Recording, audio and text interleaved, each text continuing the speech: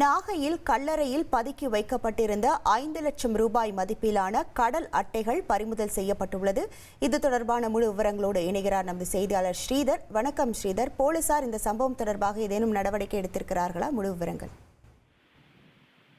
நாகையில் இருந்து இந்த தடை செய்யப்பட்ட கடல் அட்டைகள் இலங்கைக்கு கடத்தப்படுவதாக கடலோர பாதுகாப்பு குழும போலீசாருக்கு தொடர்ந்து ரகசிய தகவல் கிடைத்து வந்தது. இந்த சூழ்நிலை தான் இன்றைக்கு நாகை சால்ட் ரோட்டில் உள்ள குடியிருப்பு அங்குள்ள அந்த கல்லறை பகுதிகளுக்கு விரைந்து சென்ற கடலோர பாதுகாப்பு குழும போலீசார் அங்கு அதிரடியாக அந்த பகுதியை சுற்றி வளைத்தனர்.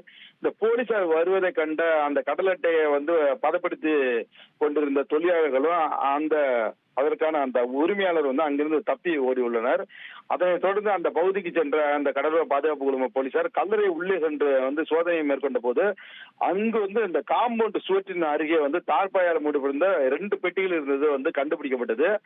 அந்த தார்பாயை பிரிச்சு பார்த்தபோது அதுல 2 பெட்டியிலையும் பதப்படுத்தப்பட்ட உயர் ரக கடல் அட்டைகள் பதுக்கி வைக்கப்பட்டிருந்தது கண்டுபிடிக்கப்பட்டது. அதனைத் தொடர்ந்து அந்த 2 பெட்டிகள்ல பதுக்கி வச்சு 5 லட்சம் ரூபாய் மதிப்புள்ள கடல் அட்டைகளை கடலோர பாதுகாப்பு குழும போலீசார் பறிமுதல் செஞ்சிருக்காங்க. தொடர்ந்து பாத்தீங்கன்னா அந்த பிடிபட்ட 50 கிலோ கடல் அட்டைகளை நாகை கடலோர பாதுகாப்பு போலீசார் தற்போது வனத்துறை அதிகாரியிடம் ஒப்படைச்சிருக்காங்க. முதற்கட்ட விசாரணையில இந்த தடை செய்யப்பட்ட கடல் அட்டைகள் எல்லாமே இங்க நாகையிலிருந்து ராமேஸ்வரம் போய் அங்கிருந்து படகு மூலம் இலங்கைக்கு அந்த கடத்தல்காரர்கள் கடத்தி செல்ல திட்டமிட்டிருப்பது முதற்கட்ட விசாரணை தெரிய வந்திருக்கிறது. தொடர்ந்து பாத்தீங்கன்னா இந்த கடல் அட்டை தடை செய்யப்பட்ட பொருள், அதே சமயத்துல தொடர்ந்து இந்த பகுதியை இந்த முருகானந்தம் என்ற அந்த கடல் அட்டை வியாபாரி தான் தொடர்ந்து இந்த கடல் சம்பவத்தில் ஈடுபட்டது போலீசார் விசாரணையில கண்டறியப்பட்டிருக்கிறது.